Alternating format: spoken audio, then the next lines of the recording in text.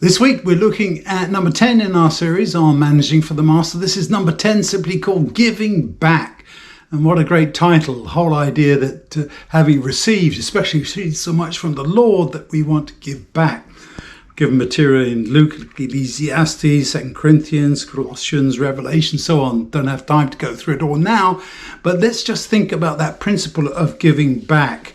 Albert Einstein, interesting quote from him, "A life lived for others is the only life worth living." Interesting that should come from him. And then from Randy Powell, "Sometimes you can't pay it back, so you just have to pay it forward."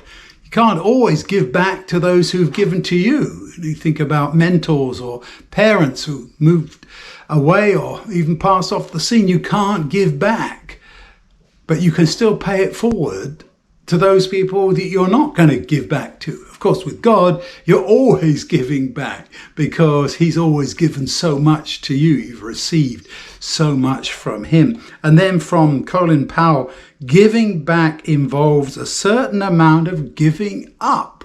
You give up something that you have and contribute to others.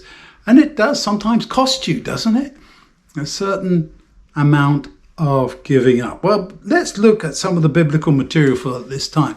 Luke 12 is the story of the man who had so much stuff, physical possessions, that he had to build bigger barns. He planned, okay, I'm going to build bigger barns. I've got so much. I'm going to have more room to keep all that I've got, all my produce, everything that I own, all my possessions. And what does God say to him? You're a fool, because this night, that's it for you. And for all of us, we don't know when that's it is going to be.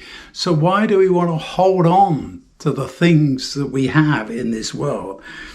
Solomon expresses frustration over that. He says, "Why is this world so temporary? You can't hold on to anything." And he tried all those different ways of satisfying his desires and concluded that it was only with God and following what he said that there was any kind of sense to it, because you could amass all kinds of things. And his role as a king, he certainly did that.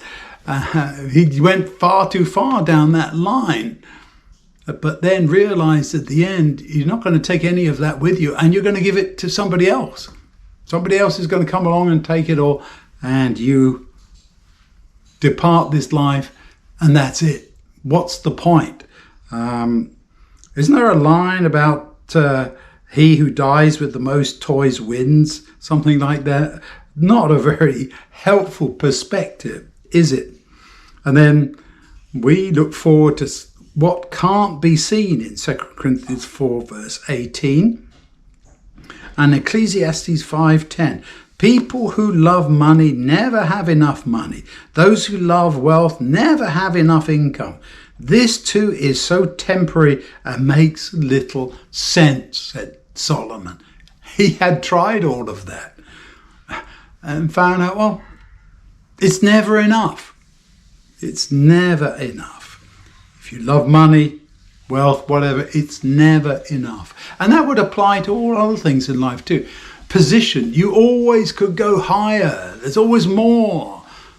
It's never going to satisfy you until you start realizing that the major principle is to give back, to return to others and to God what you have received. Not just money, what you've learned, your experiences in life, your talents, your abilities, even the position that you hold in life through your work. Sometimes people identify that so closely. It's who they are. And when they retire, they think, well, who am I?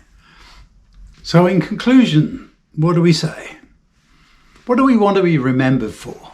Sometimes I ask people that rather morbid question, what do you want on your gravestone? But it's an interesting perspective, isn't it?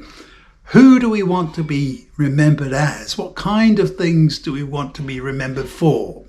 What kind of person was this who lived this particular life?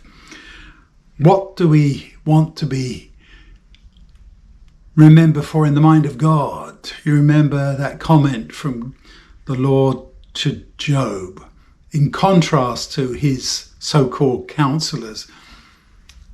He said, Job, you have said of me what is right, in contrast to these other people who claim to be theologians to be speaking for me, but did not say of me what's right. I would value that kind of conclusion. In the words of Scottish poet Robbie Burns, the heart that is generous and kind most resembles God. Let's hold on to that as we think about giving back. The heart that is generous and kind most resembles God.